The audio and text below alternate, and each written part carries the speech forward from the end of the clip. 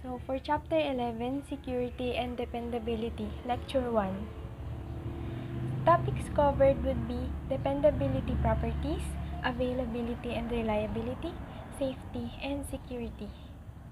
So, system dependability. For many computer-based systems, the most important system property is the dependability of the system.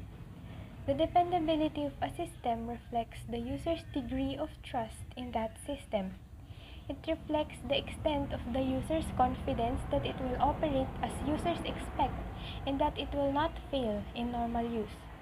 Dependability covers the related system attributes of reliability, availability, and security. These are all interdependent.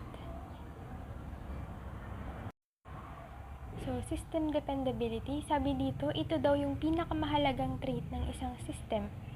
Dependability means capable of being trusted or depended on. System dependability refers dun sa ability ng system na mag-function properly even in the presence of faults or errors. Mapagkakatiwalaan ba yung system? Reliable ba? Nagra-run ba siya ayon sa expectation ng users? And if nami-meet niya ba yung lahat ng requirements or needs ng users? So next, importance of dependability. System failures may have widespread effects with large numbers of people affected by the failure. Systems that are not dependable and are unreliable, unsafe, or insecure may be rejected by their users. The cost of system failure may be very high if the failure leads to economic losses or physical damage. Undependable systems may cause information loss with a high consequent recovery loss. So, once na nag-fail yung system nyo, hindi lang kayo yung madadamay. Maraming users yung maaabala. And syempre, pag hindi mapagkakatiwalaan yung software nyo, hindi maganda yung feedback, so pangit din yung magiging reputation nyo. So, sino ba namang gustong gumamit ng software nyo pag ganun, diba? So, we have 3 causes of failure. Hardware failure, software failure, and operational failure. Hardware failure refers to a situation where a physical component of a computer system or other electronic device stops functioning properly. Software failure occurs when a software system does not behave as intended or expected. It can occur due to a variety of reasons, such as errors in the design or implementation of the software, hardware failures, or environmental factors like power outages or network disruptions. Operational failure refers to a situation where an organization fails to deliver its products or services as intended, leading to disruptions in its operations. This can occur due to various reasons such as human error, equipment failure, communication breakdown, or natural disasters. So, principal dependability properties. Dependability, nakapaloob dito yung mga principal properties niya ay availability, reliability, safety, and security. Availability is the ability of the system to deliver services when requested.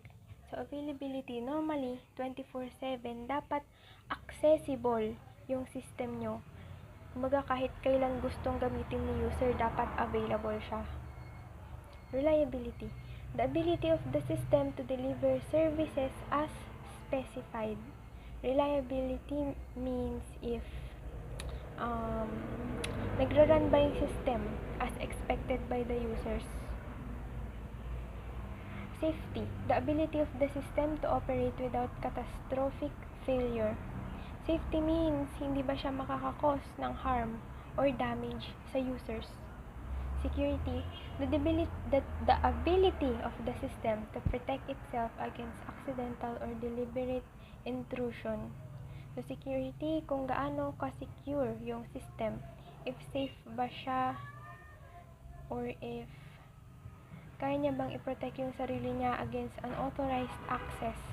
Siyempre, as a user, ayaw naman nating manakaw na lang bigla yung mga sensitive infos like passwords or personal infos natin. Next. So, yan din siya ulit. Yung 4. sabi ko na. Then, ito, other dependability properties. Repairability reflects the extent to which the system can be repaired in the event of a failure. Repairability, kung gaano kadali o kabilis ayusin yung error. Nakadepende rin kasi sa magagastos yung kung gaano kabilis maayos. If mabilis, syempre mas konti rin yung effort na gugugulin ng developers. So, mas konti yung cost. Maintainability reflects the extent to which the system can be adapted to new requirements. Maintainability, if kaya ba siyang ma-maintain kahit madagdagan ng panibagong requirements. Yung kahit magdagdag ng panibagong feature, ganyan, o button, let's say, dapat hindi magugulo yung design or overall, hindi siya magugulo. Hindi mahihirapan yung developers na ayusin. Survivability reflects the extent to which the system can deliver services whilst under hostile attack. Survivability refers to its ability to continue functioning even in the face of extreme or unexpected circumstance. Error tolerance reflects the extent to which user input errors can be avoided and tolerated. Error tolerance is the ability to continue functioning despite errors or mistakes in its operation. A system with good error tolerance is one that can detect and correct errors as they occur without significant impact on its performance or reliability. Next. Okay, naulit-ulit yun. Ito rin siya 4. Skip ko na. So, dependability attribute dependencies. Safe system operation depends on the system being available and operating reliably. A system may be unreliable because its data has been corrupted by an external attack. Denial of service attacks on a system are intended to make it unavailable. If a system is infected with a virus, you cannot be confident in its reliability or safety. So, once na may history na yung system nyo na nagkaroon ng external attack, na hack ganun, magiging unreliable na yon sa paningin ng mga users. Next. Dependability cost. Dependability costs tend to increase exponentially as increasing levels of dependability are required. There are 2 reasons for this. The use of more expensive development techniques and the hardware that are required to achieve the higher levels of dependability. Second, the increased testing and system validation that is required to convince the system client and regulators that the required levels of dependability have been achieved.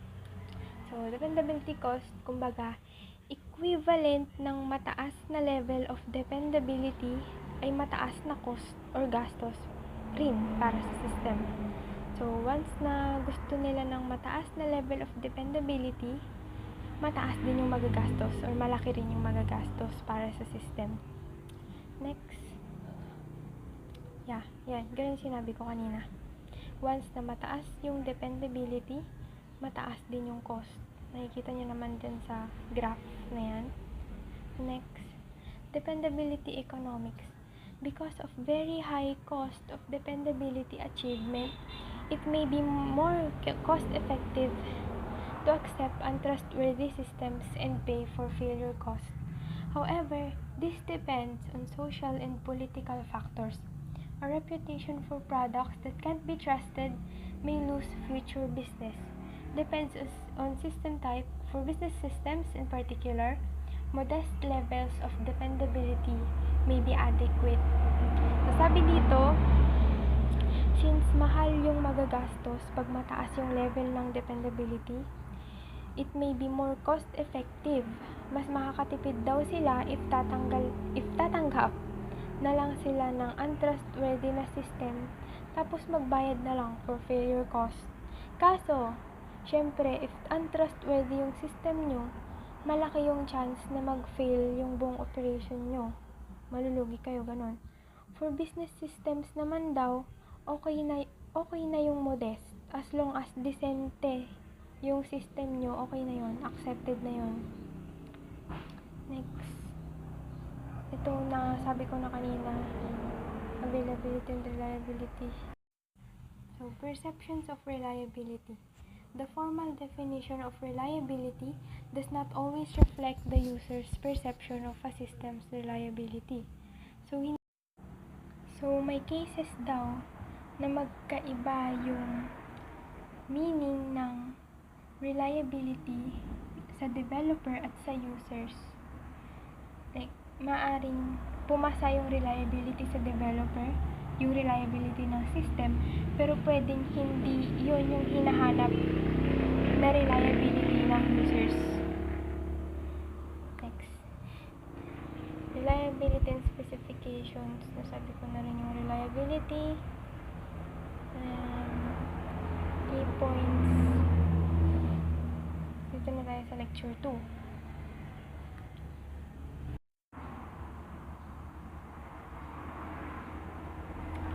Faults and failures. Failures are usually a result of system errors that are derived from faults in the system. However, faults do not necessarily result in system errors. Errors do not necessarily lead to system failure. So, sabi dito, usually daw, yung faults ay nagre-result ng system errors, and yung system errors naman nagre-result sa failures. But, sabi dito, hindi lahat ng faults nagre-result sa system error. Same din na hindi lahat ng error nauuwi sa system failure.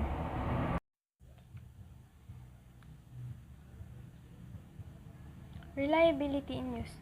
Removing X% of the faults in a system will not necessarily improve the reliability by X%.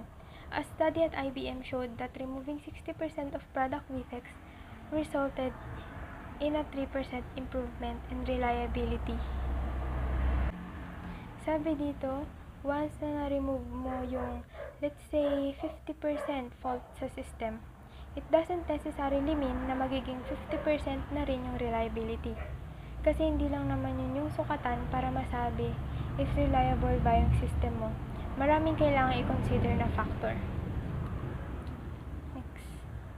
Reliability achievement. Fault avoidance. Development techniques are used that either minimize the possibility of mistakes or trap mistakes before they result in the introduction of system faults. Fault detection and removal. Verification and validation techniques that increase the probability of detecting and correcting errors before the system goes into service are used. Fault tolerance. Runtime techniques are used to ensure that system faults do not result in system errors and or that system errors do not lead to system failures. So, fault avoidance. Habang gumagawa ng system, syempre hindi natin may iwasan na magkaroon ng error or faults. Normal yon. Nasa sa inyo yon, nasa sa team nyo, kung paano nyo may iwasan or mami-minimize yung mistakes bago mauwi sa system faults. So, safety. Nasabi ko na rin to kanina. Safety means yung ability ng system na mag-function without causing harm sa user or sa human. Without injury, human injury or death, sabi dito, and without damage to the system's environment. Next. Safety criticality. Primary safety critical systems. Embedded software systems whose failure can cause the associated hardware to fail and directly threaten people. Example is the insulin pump control system.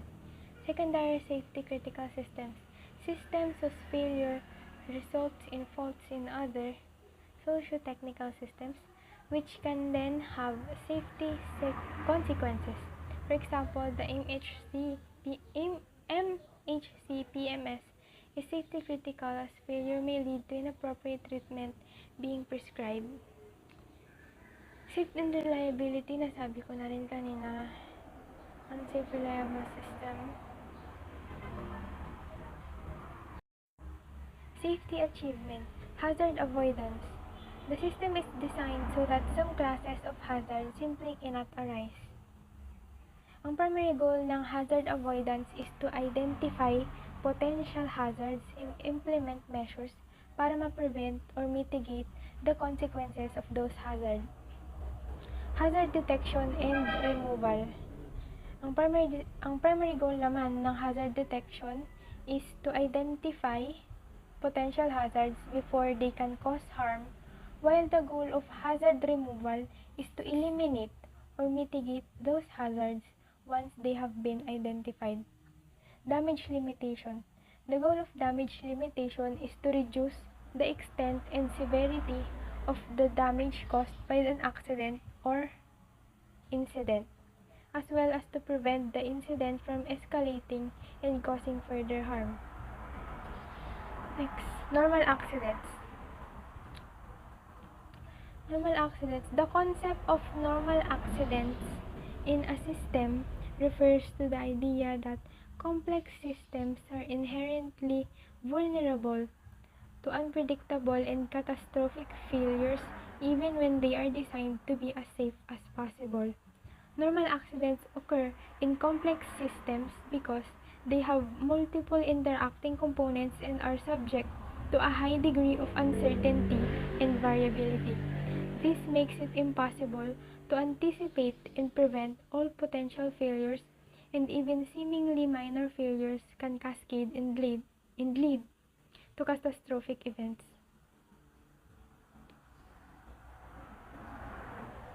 Security. The security of a system is a system property that reflects the system's ability to protect itself from accidental or deliberate external attacks. Gaya ng sabi ko kanina, security refers to its ability to protect itself and its data from unauthorized access, use, disclosure, disruption, modification, or destruction. Security ay isa sa mga critical aspects ng kahit anong system. Once na na-access yung ng unauthorized na tao yung system nyo, it can lead to a range of negative consequences including data breach, theft, fraud, or damage to the system's reputation and trustworthiness. Fundamental security. If a system is a network system and is insecure, then statements about its reliability and its safety are unreliable. The fundamental security of a system involves ensuring confidentiality, integrity, availability, authentication, authorization, resilience, and privacy ng system. Threat classes. Threats to the confidentiality of the system and its data. Threats to the integrity of the system and its data. Threats to the availability of the system and its data. Threat classes refers to the categories of potential threats that a system may face. Isa na ron ay human threats like hackers, environmental threats like natural disasters, and technical threats like viruses. Damage from insecurity. So, ito yung mga possible damages pag insecure yung system. Denial of service. The system is forced into a state where normal services are unavailable or where service provision is significantly degraded. Corruptions of programs or data. The programs or data in the system may be modified in an unauthorized way. So, pwedeng mabura o ma-modify yung mga data na nakasave sa system in an unauthorized way. Disclosure of confidential information. Information that is managed by the system may be exposed to people who are not authorized to read or use that information. So, malileak yung sensitive infos like passwords or even personal information na minamanage ng system. Next, security assurance. Vulnerability avoidance. The system is designed so that vulnerabilities do not occur. So, vulnerability is a weakness in a system na pwedeng i-exploit ng attacker to compromise the security and integrity of the system.